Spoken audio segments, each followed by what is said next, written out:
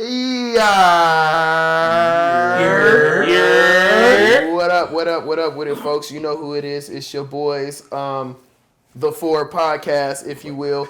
We back here. We back at it like a crack addict once again. And we can go ahead and just start with the introductions. Interjunction? Oh, my speech. I have a speech impediment. Stop laughing. Anywho. A little bit. But, so my name is Malik, a.k.a. DJ ASAP Jubilant. I am in the cut like a good deal during the height of summertime. I don't know why that was the one that came to mind. It was a stretch. That's cool. We'll workshop it. But yeah, that's it. So. Yes, sir. It's your boy TJ. Go by TJ with the shots. It's your boy Adam. Follow me on at SS Jurdo. And my name is Jacob, a.k.a. your friendly neighborhood Snorlax. Back at it again. Back at it. Damn. Smoking the Scotty. This hit like a crack in it. Come on now. Hey, man. Shout out to Gunna. But we are back with another episode of For, as my good brother Sir Washington has said. And today we have a very interesting topic that we would like to talk about with you guys. So first, we need y'all to like, comment, and subscribe. It really helps out the channel. Turn the notification bell on, and y'all can look out for more updates and videos like this. So today, we are going to talk about gatekeeping. Now, you may ask, in what terms or what ways are we going to talk about gatekeeping? Well, our good friend Jacob here has a wonderful definition. Yes, I of do. The word gatekeeping, if you don't know about Straight from Oxford language. Gatekeeping. The activity of controlling access to something. Simple as that. Simple as that. Simple as that. Simple as that. Okay. There it is. So we're going to talk about gatekeeping, whether we think it's good or bad in certain communities, and what we think is right or wrong, and how things have turned out due to having gatekeeping said information, and how things have turned out with things not being gate kept, should I say. So I'm going to say like a topic or a community or group or whatever, and I will have my four brothers pitch in their thoughts on, do they think this is a good or bad thing that we should keep gatekeeping in this industry or in this category, this community. So that's how this is going to go. So first off, I'm going to start off strong. Gatekeeping in the black community. Do you guys think black people should gatekeep more, or do y'all think it's cool if everybody come to the cookout? What's y'all thoughts? Gatekeeping in the black community. Do we need to see more of it, or do you think it needs to be some rules and regulations? Go ahead. I think right now it's a little bit too open. I think we are more willing than ever to allow people to come to the cookout in inclusiveness. Ironically, we're the ones who are trying to get included, but it seems like we're so open to letting people get down with the culture. If they show us one small thing that shows they're down with the culture, then we're welcoming them with open arms. And I think that's just like something our people, which is a good thing and it's a bad thing, we love hard. So I think like we put a lot into other people when those same people don't have that same interest for us. So we need to kind of tighten up on that, in my opinion. Okay. My opinion, yeah. Okay. Well, what y'all think? Gatekeeping on the black community. I would personally, I agree with Adam actually in this instance. It is very much like a double-edged sword because as a black community, we want to have everybody be a part of our community, or like just to understand like, hey, this is what makes us as great as we are, kind of thing. But then it's just like you said, we see those few people that are like, oh, what you know about this? Or, oh, you can do that? Well, shoot, come on. But at the same time, it's just like, I feel like we need to set the boundary of just like, hey, while we are still letting you enjoy and take a part of this, we still need you to remember that this is coming from us. This is our culture. This is a piece of us. We don't need you to take this and go run with it and add your own twist or style to it and try to claim it's your own originality.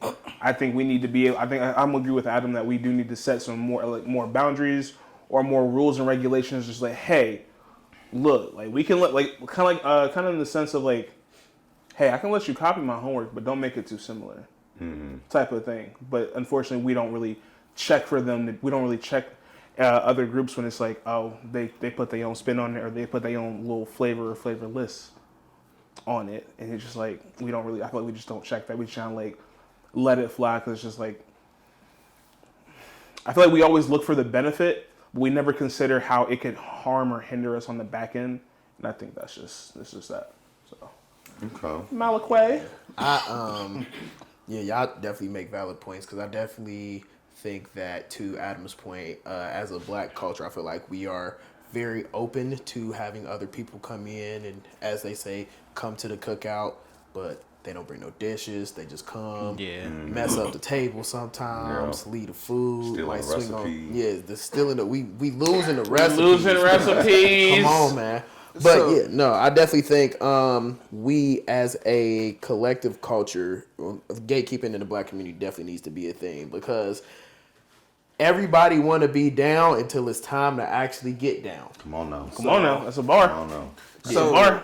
So not to change the subject, but just to push it a little bit further, how do y'all think like would be the most efficient way for us to do that? Because everybody can't change in a day. Of course. So like, Very what would be true. like some small steps y'all think could help aid in that?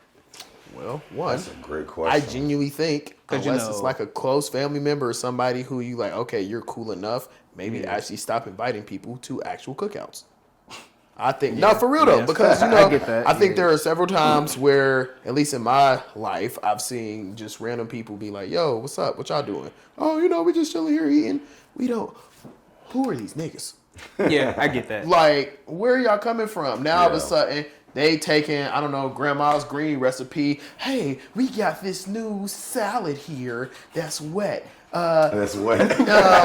It's crazy. not, somebody said they're That's called collard insane. greens, but this is that new spinach salad or something. Like, It's like that episode of Atlanta when Darius was trying to get the truck and they gentrified it. bruh, yes. Like, With what a are we food doing truck. here? Yes. So yeah, shit like that. I seen a post they was like, yeah, we got these new cool hats that people are wearing while they going to sleep. It's a do-rag. It was a literal They call do-rag. it a new hat. A new hat for sleepwear. I said, all They right, said bud. silky and smooth. No, literally. He But just- yeah, so I think again, just physically being like, no, you can't come here with me because you are not in this culture. Like, it's unless you are invited. That's the other thing. Because I feel like people just be showing up and think they can do something. Like, you wouldn't go to somebody's mosque unless somebody who attends the mosque invites you. You know what I mean? You wouldn't just walk in. Yeah. So, Right. I wouldn't say maybe if people don't post everything they do online. That's how other people find out about other things. The internet is very powerful and a lot of information. So obviously, if you posting how you doing the whole thing or whatever you created or invented, and people see that, they write down, oh, okay, that's how he did it. I'm gonna try to do it just like that. So I think just being more strategic on what to showcase on the internet. Because I'm not gonna lie. While I think it's primarily a bad thing, there's a lot of good things we gain from the gatekeeping thing.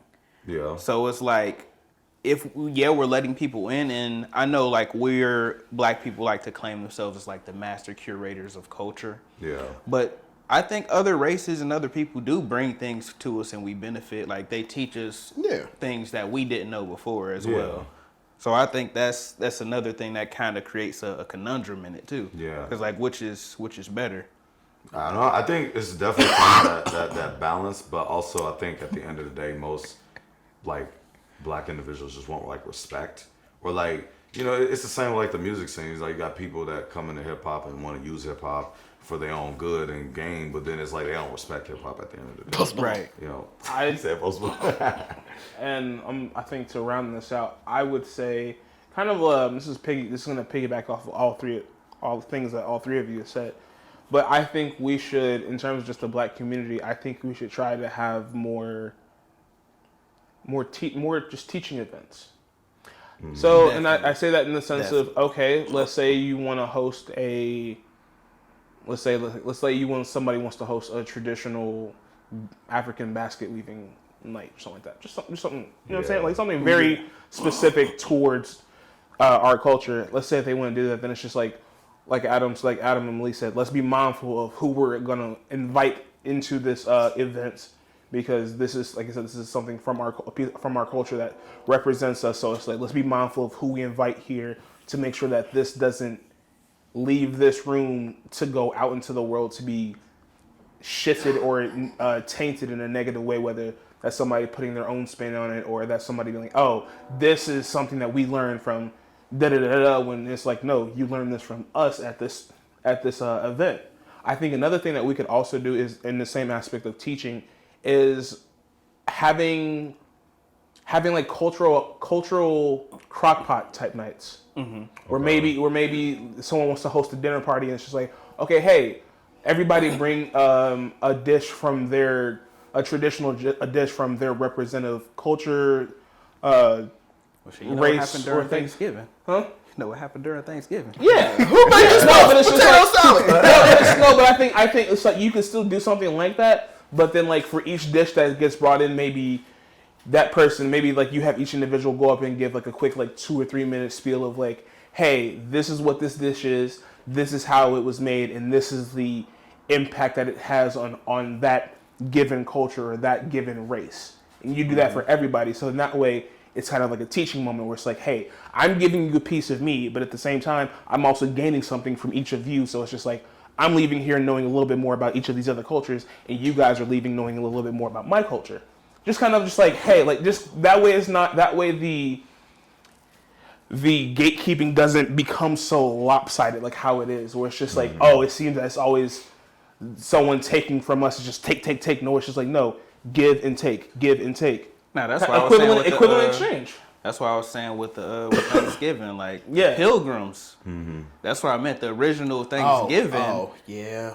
Everybody was supposedly sharing, and they were making everything go around, but there were ulterior motives. Imagine if the Pilgrims gate kept Thanksgiving. Oh yeah, the Native Americans. The Native Americans. Yeah, because you got to think like, yeah, they could communicate, they can talk, and they can discuss some things, but they could have held some things in that probably could have protected their culture. And this is true. I mean, they didn't know what the intent of exactly. And that's the problem nowadays. You never know the intent, which kind of creates a conundrum, because there's people with good intentions that we let in, but there's people who are thinking, what can I take from this and gain from this and not have to put anything back into it. And I agree, and I think that just comes, and I agree.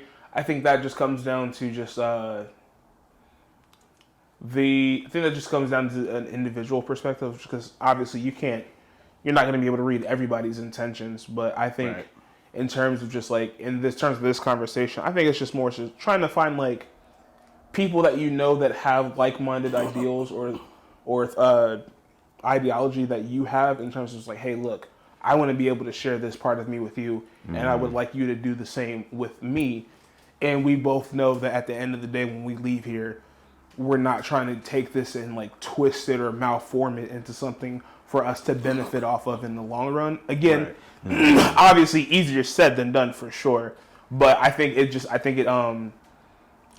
just kind of comes down to, just like I said, the exchange of information between cultures, between races, and just the willingness between each culture and race to be like, hey, like, I'm willing to let you take a foot in the door. I just don't want you to overstep that boundary. And I think that's something that also can be verbally communicated from the get-go, like from the jump. Like, hey, just like let you know, like, hey, just let you know, like, hey, this is what I want. This is what I want to do with this.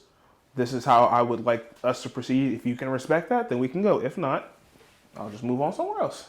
Yeah, that's just my thought and idea. One of my homies, and this is the last thing I'll say. One of my homies in college said culture is meant to be shared but not appropriated. So that's a bar.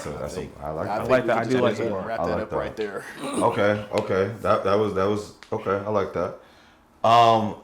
Is it okay to gatekeep fashion? Is it okay to gatekeep? It could be a certain brand, or some people be like, man, I can't let you know where I got these. Or even though they bought it off of Shein, they don't want to tell people where they got their stuff. Or, I don't think people should. I mean, I understand the concept of like the exclusivity, because like back in our younger days, we used to like really hold a big pin in that. Like during our teenage years, we were like, okay, yeah, we got this diamond supply. Yeah. Don't nobody know where to get this. Ain't nobody seen no diamond supply before. What you know about Crooks and Castles? What's 10 deep? Come on, yeah. Man. So, and it's like, at a point in time, it was cool kind of to maintain the anonymous, cool nature of it. But in retrospect, honestly, I don't think it's worth it. I like actually nowadays how it is in fashion that people don't really care much about the brand names as opposed to what just looks good. Yeah. Let me ask you this, as you was going on the brands. Do you think Pink Dolphin should have been gate kept? Yes, because I think the overhype ruined it. See now, and that's where that's it gets interesting. So, right. Think Because about that. again, now, like you said, well, on the other hand, when it comes to gatekeeping fashion, you want certain things to remain a little upper echelon because you want to look cool. You want to be exclusive. You don't want everybody to be the same thing. You want to be individual. Right. So it's like, I understand wanting to gatekeep it, but at the same time, clothes are just clothes. That's a real take, yeah. But to fashion niggas, clothes ain't just clothes. Yeah, it's misunderstood lifestyle, man. Okay. I ain't gonna lie, I'm low key try to dive back into it sooner or later. Yeah. Well, how did y'all? Well, we speaking about Pink Dolphin specifically. Yeah. Because I feel like that's gonna be relevant. How did y'all find out about it? Because I'll tell y'all how I found out. That's a I great found out question. from them. So how did we find out again? And did we see somebody with it? I want to say Adam and I used to dance back in high school, and Yeah. we used to watch a lot of dances Jerking in like California and like West Coast, and we noticed a lot of it was the West Coast people rocking it and certain artists. Cause then like Big Sean and like Big Sean was on Tisa. Yeah. It was like certain Tisa West too. Coast artists was rocking Tisa Pink Scott, that was Dolphin, crazy. like crew necks and stuff, and I was like, dang, that's actually fire. And it was just finding out how to get it, because I knew the only spot I knew in Cincy at least that had it was exclusive over in Clifton. That's what I was told, but I never went and got mine there. I got mine off eBay. Yeah. Like I bought mine. Okay. Yeah. And the reason I asked that question is because the way I found out about Pink Dolphin was I was watching Bay Area parties for whatever reason. West I was Coast, obsessed. yeah. Yeah. So, and that's where I first found out about it. And I was like, okay, this shit look kind of tough. Yeah. And then before I knew it, I blinked. Everybody had it. And I was like, none of you even know what the J12 movement is. How you gonna just pop up with this random Pink Dolphin shit? Yeah. Like, Nah, mind you, like, I I will was say- really on that side of the internet though. Like, that was really my shit. So when I start seeing people in Pink Dolphin, I was like, He said, Nah, he the first nigga in the city that had Pink Dolphin. I swear he was, bro. hey, I'm not disagreeing with I'm not that. the first One of my person homies, to I was the Dolphin. first I seen. yeah, one of my homies, Because they shout was out to geeky. Greg. was number Yeah. It was people at school. What kind of hoodie is that? Yeah, I had a crew neck. I remember I got my I was in the Cincinnati Scholarship Foundation. If you don't know, it was a great program that paid you for having good grades in high school. And I got like $60 or something like that off of like my first like quarter or second quarter grades. It was said, at the "Damn, time. this crew And I was neck." like, whoa, this drip. and then got the crew neck, and That's it was swag, bro, with two G's. at that time, that was swag. That's swag At with that time, 2 that Gs. was. But yeah, I mean, with the fashion industry, it's interesting because again, like you know, you want your brand to be popping and successful, but sometimes it could pop too much. Like, Man. imagine if people would have gate kept. I got a prime example. Keep going. Go ahead. Keep going. Imagine if people would have gate kept Fear of God essentials. Ooh, Or That like- shit hard too, though. I mean, Jerry Lorenzo been had Fear of God going crazy, and then honestly, essentials would been in PacSun, Shout and out all of to- a sudden, everybody just shout out to the noobs. Come on, man. Shout out. But What you I'm got? talking about Jerry. The But bomber look, jacket. y'all remember these? man. Didn't nobody have these NASA bomber jackets until everybody had one. 2016. Mind you, I was one of the first on campus rocking these. Was I not? You probably. Come on, man. I mean, if it wasn't like a Q or a Rob.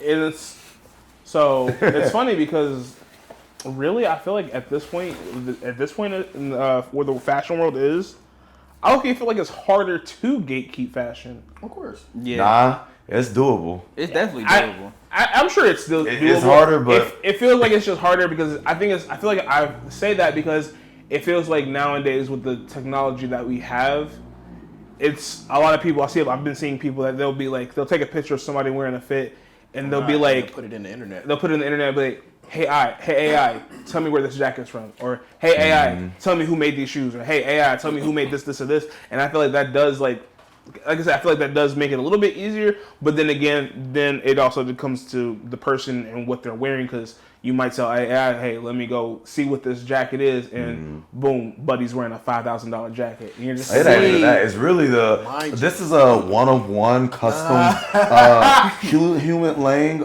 V-Lone t-shirt that you really can't find, and this is a one-of-one undies that my friend made for me. Like, once people, that's how they get around that. Yeah. You know, that's them gatekeeper trying to everything's custom and one-of-one and or that's- limited quantity. You got that from Walmart.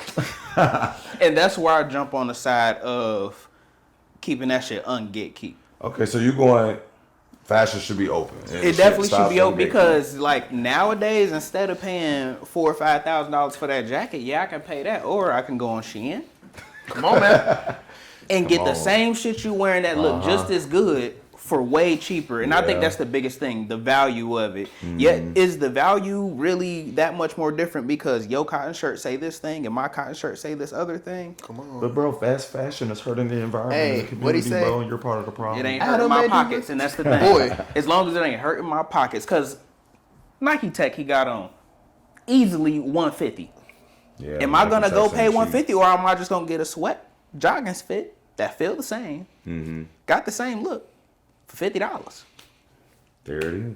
What y'all saying? Is fashion? Should y'all think leave the gates open or close them? I say leave the gates open. Okay. I agree with. I think fashion is something that at the beginning, fashion was always meant to be a way for people to express their individuality and express their uniqueness. I think just gatekeeping it, especially with certain brands, like I said, Adam, the value of it, increasing the value on certain pieces, just makes it harder for people that may not be able to afford that type of look, but still want to have that type of style. It makes it harder. It definitely makes it harder for them. So it's just kind of like, I understand that people want to have their exclusivity or their one-on-oneness, which I think that's fair and fine, but I just don't think that you need to have that for literally every piece of clothing that exists. Yeah, expressing yourself shouldn't have a price tag on it. I agree 100%. I agree 100% with that. I agree 100%, and that's he just summed up my point right there exactly. I just don't think you shouldn't limit creativity and uniqueness between people. Malik, we opening the gates or we closing them? I would say open because what you got on really ain't that cold. You feel me? People be acting like, oh my God, I'm the only person that can pull this shit off. Main character syndrome. Like, bro, like there's one person in particular who has popped up in my mind. Be nice. Who, no, I ain't gonna say nothing. But actually, no. There's another person that popped up, and you was there, Mr. Wintertime Puffy Coat. I said, okay, bro. Yeah, nah, that was funny. This man came up to me and was like, see, bro, this is why, mind you, first of all, it was like August or September. He had a puffer coat on in the ring. Yeah. Was confused. Then I seen probably a couple weeks later, he was like, see, bro, you always be wearing bullshit. I was like, sir, I'm in here to skate, to sweat. I was like, see, you just need a life outside of skating because you shouldn't be getting dressed up and trying to show out on people in the ring. Like, I don't understand. They want to show a fit off. Mind you, he was like, bruh, I'm just trying to be cool. See, I was like, bro, we paid the same $11 to get in here. My $11 means something more to me. And that's your problem right there. Because what? He not wrong. Come on now. But That's a him problem. We worried about the wrong things here. what are we doing here, bro? But so weak. Yeah, so I say open that shit up. Open, personally. all right. The majority is open. I don't mind it open. You might as well. I let people know where I get some of my stuff sometimes. It's up to you. You want to spend the money on it. Come on, man. And even if you did, you might not even put that shit on the same way I put that shit on. That's really what it comes down That's to. the difference. Come on, man. Okay. In the lines of exclusivity and gatekeeping, we're gonna go to now music. So when I say music, it could be something along the lines of, I think Bryson Tiller said it best one time in an interview. In the song Whatever She Wants, when it was popping on SoundCloud before it really blew up, he was peeping some of the blogs and on Reddit were like, nah, bro, we can't let people know about this trap, bro, because this one of them ones people don't need to know about it. And he's like, nah, bro, I need my song to go up. You know what I'm saying? So, that's an example. Like, I'm sure there's times where I might have found an artist or a snippet or a song where you like, man, I can't let too many people know about this because it's going to blow up too much. Or it's like the people like, I was here before TikTok got to it. I was here before such and such got to it. So is music, gatekeeping and music, are we opening the gate or are we closing the gate? See, personally, I'm torn. I'll probably have a more solidified answer as we continue the conversation, but I'm primarily torn because while everybody should be open to music and those artists who are underground probably should get more light, but as we've seen many times, when someone gets that spotlight, they shit the bed. And they change it to a whole different artist or their music goes all the way down just because they're exposed to the industry life now. Yeah. So I don't really know. So what about y'all? I'm low-key, I'm kind of like, I'm part of me wants to say keep the gate closed. Yeah. I think I say keep the gate closed in terms of just like the cultural aspect of the sound that you're trying to go for. And I think let me try and break this down because it sounds weird.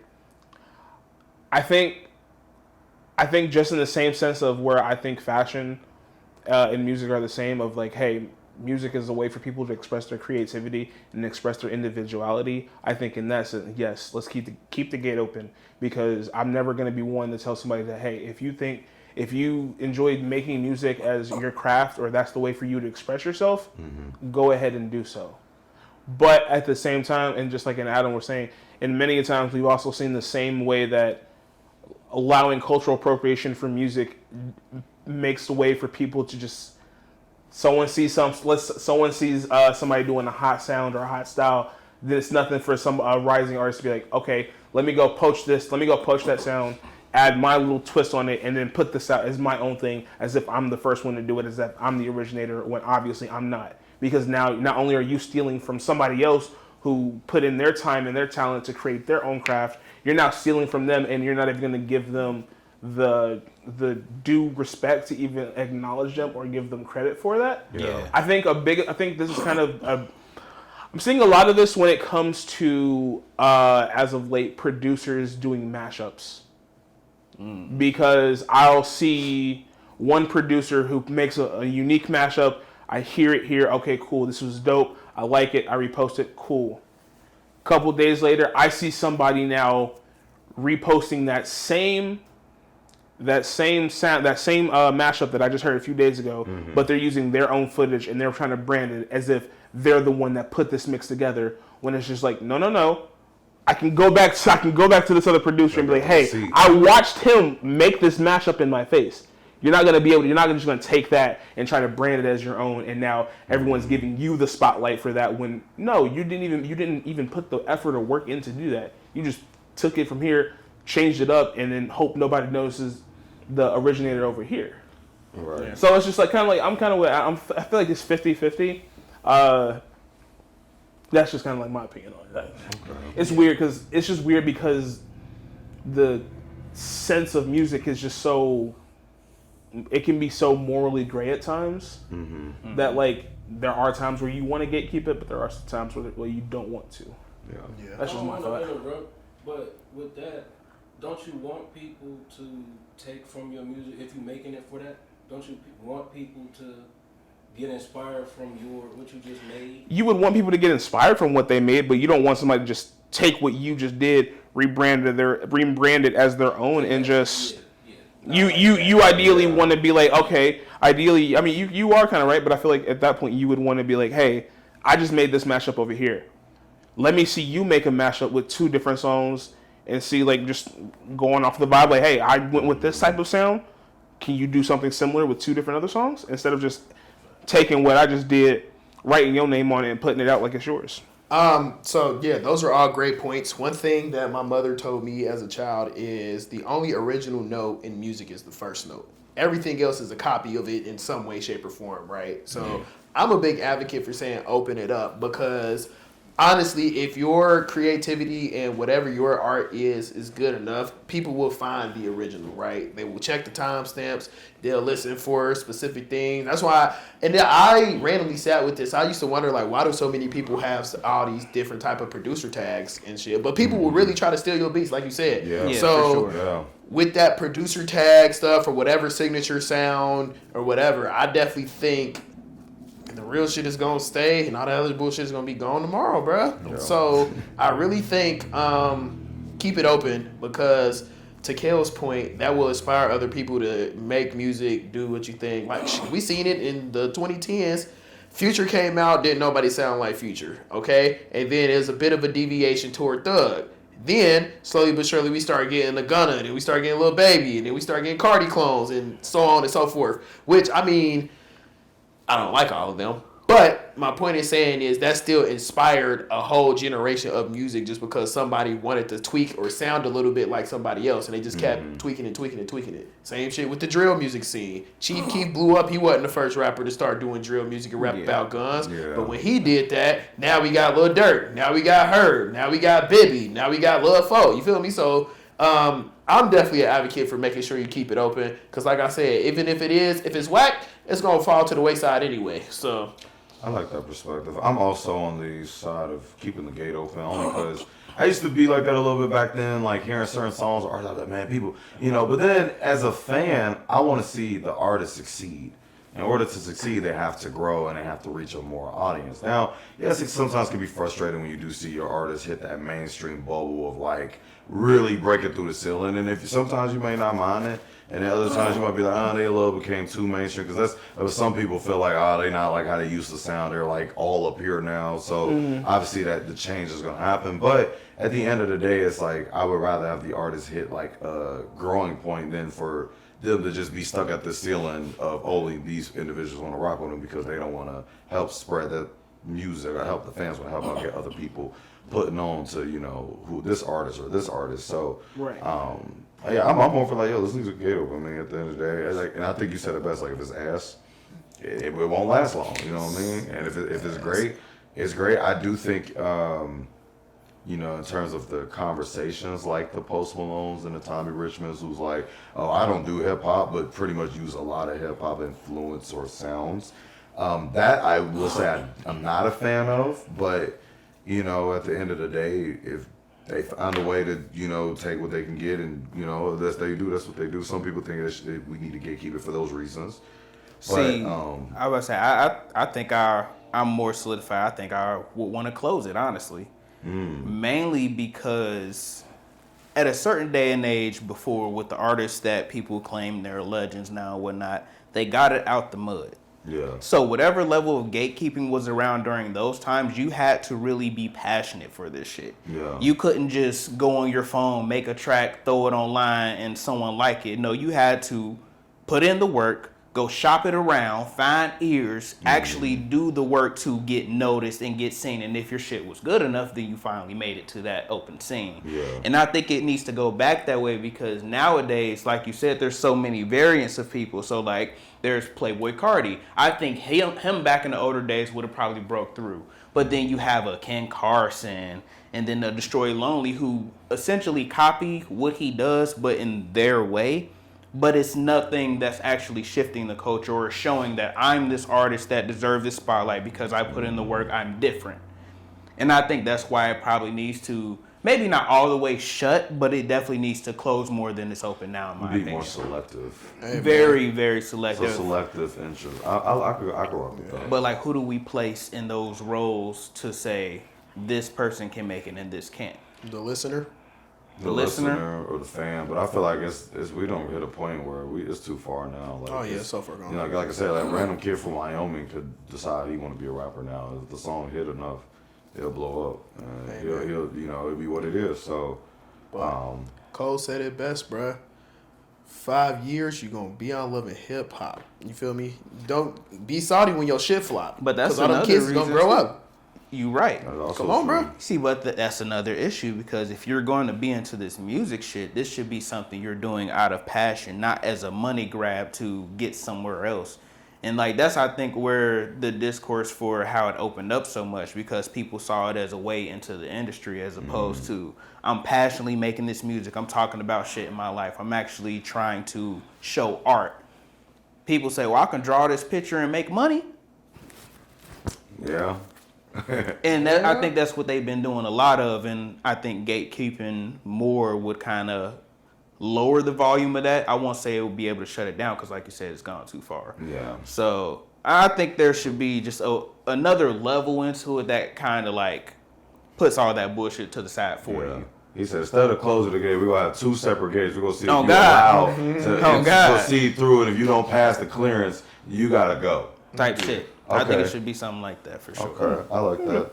Next one.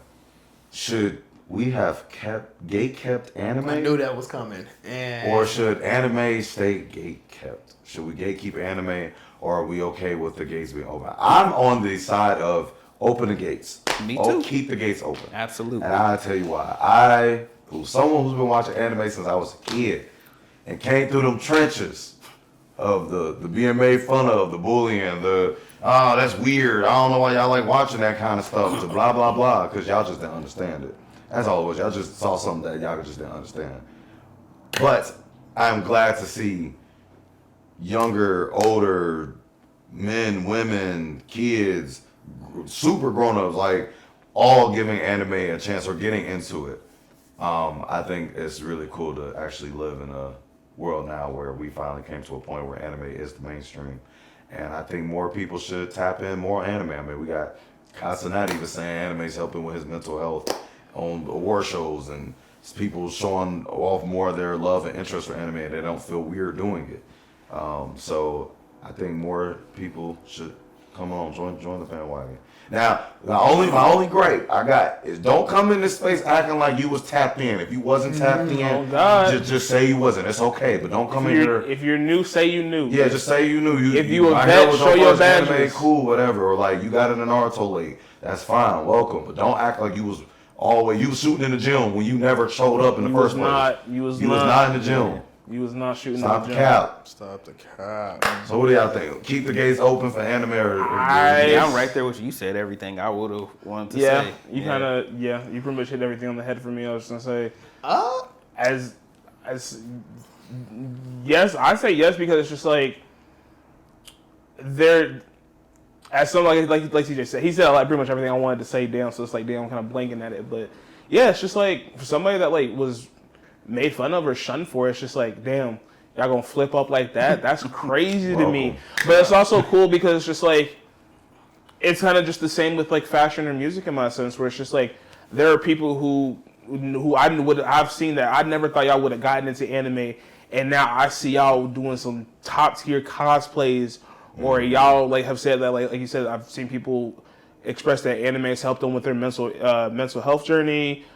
People who were maybe teased in high school or kind of just like kept to themselves, they found a new community of friends and people to like connect with and like just talk about their favorite animes, their favorite mangas, or like I said, cosplayers trading different cosplay ideas. Hey, where you get your materials from. I just see there's the sense of community that has always been there. Mm-hmm. I knew for the anime community, but seeing it be open on a mainstream level like this, so now where we even are seeing celebrities like Meg Thee Stallion dress up as in cosplays, we're seeing more celebrities on Halloween. They're doing like anime-inspired costumes. I think that's just cool because I think it's just awesome and it's dope. But like he said, don't try to flex in here like you've been with us since day one. We know you haven't. We have the receipts. We know y'all Mangekyo was not trained like that. We know it's not. We know it's not, but it's okay. Y'all still here with us.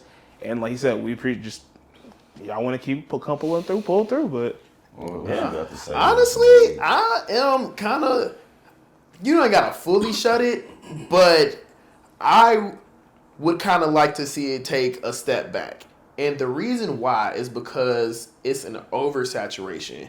I feel like people used to watch anime because they enjoyed it. You feel me? Like, I enjoyed waking up early as hell in the morning watching Inuyasha. You feel me? Yeah. Cool. That's what I rock with. So, yeah. I definitely feel like the gate should be a little closed because I feel like there's an oversaturation, right?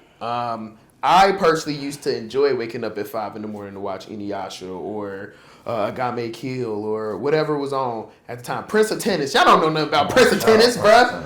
But I feel like people used to do it for the love of the game. Now people do it because they think that's what they want other people to see or that they think that is cool. Like, I get it. Yes, it is still, it's like a fad or a trend or whatever. And like, no, this is something I've enjoyed for a long time. Mind you, I'm almost 30. I've been watching anime probably 25 years of my life at this point. Like, I'm not going to say it means so much to me because I'm not that type of person, but it just means something to me. Okay. But it's just very random to see, like, and I think it's cool to see, like, the NFL be doing anime shit and whatnot. Like, that's cool. Yeah. But, like, would you have done this genuinely if it wasn't popular? Right. Same shit I was saying with like people when Disney was doing the remakes and then they would try to recast certain princesses or certain characters as different races. Like it's cool, but you only doing that because diversity is in right now. If you really cared about diversity, you would just come up with a new character, a new movie, a new story. Because that shows you actually care. That shows you put in effort.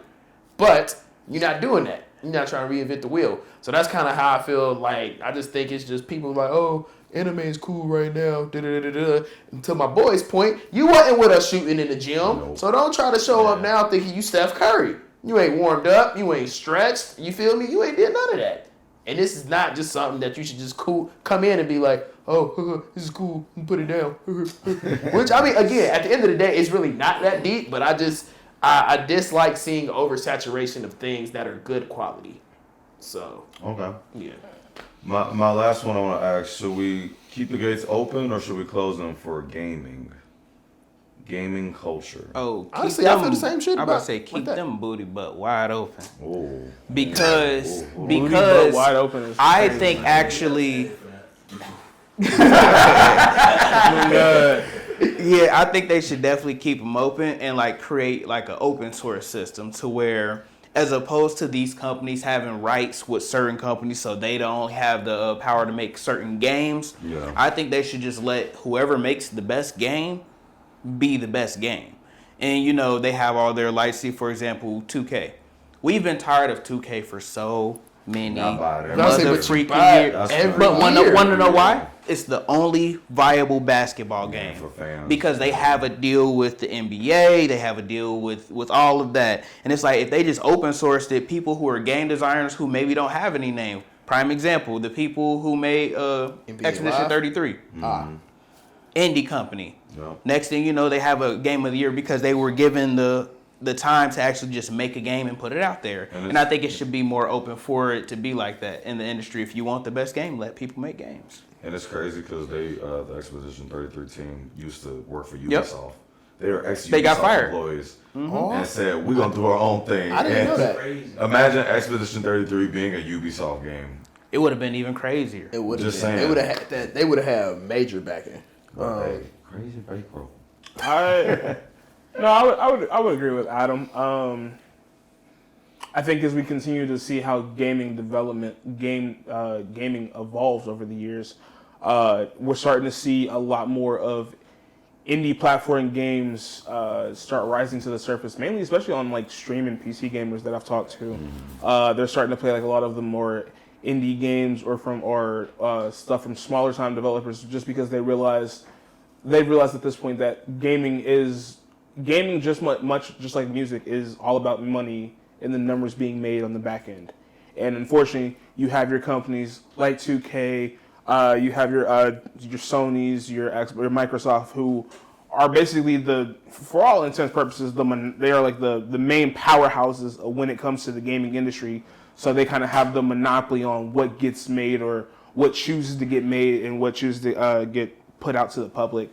But I definitely think that the small-time developers, while they may not have the shine and attention that they may want, they have the quality and know-how to develop a good game that people will enjoy playing and want to come back to. But again, since they're not on a mainstream platform or on the front street, they just won't get known. And that's why Expedition 33 is a very unique entry this year for winning Game of the Year award because of the fact that their entire team was former Ubisoft developers.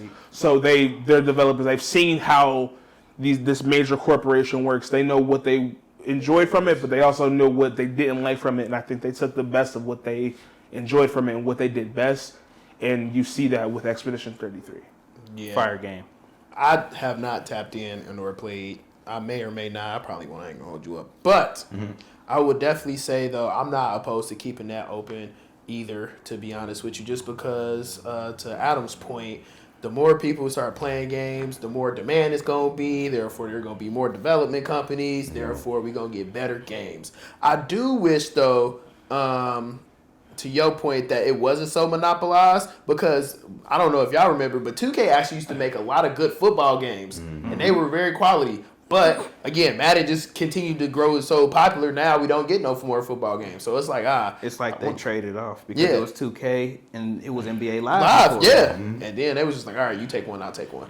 So yeah, and then it's even crazier because now, like, for example, there are games on Xbox 360 that I would like to play, or Xbox that I would like to play, that are just now getting to Sony because of, you know, exclusivity and all that stuff. And hey, GameStop said console wars is dead at this point. Yeah, Because that's another thing because the console stuff, Microsoft, exclusives from each PC other. gaming is heavily, it's the wave now.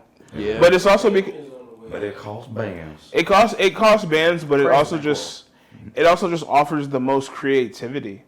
I mean, and I'll make this like the last point. And I'm sure some of you have seen this. For those that are out there, the game Dragon Ball Fighters. Recently, there was a mod update where they modded in Yami Yugi from Yu-Gi-Oh, and he's a fully playable character. He has Dark Magician as like his little stand character. You can do different attacks with that. He can draw different cards and play different monsters, different spell cards as part of his different combos. And I think that's just super dope. But it's also, that to me goes to show the passion in gamers in today's industry, because just like for someone to take the time to do that, that's a lot of time and effort that not a lot of people are willing to do, especially not people that are willing to do that for no compensation on the back end. They're just doing it because they're doing it for the love of the game. And it's funny because this is the same person that developed the Yami Yugi mod is the same person that developed the Dio mod for Dragon Ball Fighters about a year or so beforehand. So it's just the modding community is even crazier. Like, you even have like people that are still updating. There's a MVC versus MVC3 mod fan game that's been receiving new updates over the past couple years. Have the entire original base roster from MVC3, but also added in a whole bunch of newer characters. I think they redid Nova. They added Robbie Reyes, Ghost Rider. a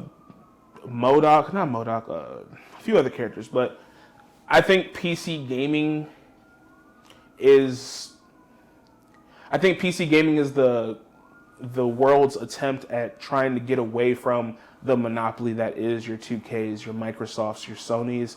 It's just that, like you said, PC gaming is expensive. Not everybody can afford a PC at the time. It goes back to those resources being held back by the major companies. So I definitely think that we should just open those gates, because again, if you can make these components a little bit more affordable, unfortunately that is not the case as I'm trying to think of the developer. They just Gatekeep. They RAM. They're Nvidia. They just their price is going up on RAM cartridges, so it just makes that a little bit harder for those. And shout out to the Cincinnati police for going to do something. That's I don't know. Or fire trucks, or whatever. But yeah, at the end of the day, definitely same. I wouldn't say booty butt wide open like he did. That was OD. But no, I think the gaming community does. I think the gaming community would benefit from an overall just open. Let's open the floodgates. Let's let in the creators. What you mean? So you saying you think everybody need a PC? No, I don't think everybody needs a PC. I just think that the major corporations like your 2Ks, like your Sonys, I think they could benefit from just like letting the reins loose a little bit. Like, hey, let's like, we saw how Expedition 33 just went. Okay, well, let's try and make another small team of indie developers and be like, hey, look, whatever game, like, come to us with a game that y'all would want us to pitch to us. If we think it's okay, we're going to give y'all this budget. We're still going to give y'all free autonomy to make this game how y'all want to do it. We're just going to be the overall publisher for the stuff. With that being said, there's a lot of cult people. Like, people play games that's old as hell today. Yeah. And it's like Monster Hunter is a perfect example. People probably still was playing Iceborne And that's been out for what, 10 plus years? Yeah. You can go further back than that. There's people that still do tournaments for like Fight for New York Def Jam. Like to this day. I be saying people are still playing. People are still playing Melee to this day. People still playing Melee. I think really for Jacob's point is more so not just like the studios is having developers, really more so like you said earlier with the crossplay stuff. Like now more games are becoming less exclusives or companies are not gatekeeping as much as like certain IPs. More make the game more accessible for more people to be able to play it, or allow new gamers to come in instead of being like, oh, girls can't play games or these type of people can't play games. Like, no, adults can play games, children can play games. Because back then people used to look at gaming as like, oh, only boys, teenage things, There's a lot of older people that stream. Yeah, like older, and that like played, 50s, be playing yeah, the game. yeah. And that's when we're saying like leave the gates open for like it's okay, it's normalizing, like it's okay for age groups and different genders and sex or whatever can play games because it's not just only a guy teenager thing. Basically, yeah. I think what I was just trying to focus on is just that if you want to see that in the current gaming community now, a lot of that are the people that are on PC. Or are like doing the mods or like doing different fan games and stuff over here. They're putting in the time and development for a game that that company just is like, all right, we're done overseeing this, we're done providing updates for it. Go ahead, y'all do what y'all want with it. But the real fans of those games are going to be like, well, let's just make our own community and let's make our own updates and let's do that, because it's just like if they still have the game, then it's just like it's nothing for them to get into like coding and stuff on the PC side of it. Develop these different mods, develop these new characters, or re-add in some older characters that they want to see. Because all this stuff when it comes to gaming is just computer codes and coding at the end of the day. So it's just like it's up to the fan community to be like, hey, if I want to take the time to learn how to do this so that I can code my own mod, or I want to code this character into this game, I'm going to take the time and effort to do that. I was just saying, like, I feel like you just see that more on that side of the community because PC gaming there's just so much more autonomy to it as opposed to just being a console player. Because why is CJ and Big Smoke swinging from the building in Spider-Man 2? That's turn. I said, That's turn. That shit was goofy. And like things like that is possible when it's open, but if you close it down, you lock it down, it just limits the possibility of what people can do. So that is our discussion today on the topic of gatekeeping. If you guys would like to see us discuss more of topics like this or this format, let us know. Ask us some questions about, hey, you guys should discuss about this in terms of gatekeeping. If we like it, we might do it. Yeah, we like it. We can add that for the next time we do it. If y'all like this live, we'll do something like this again.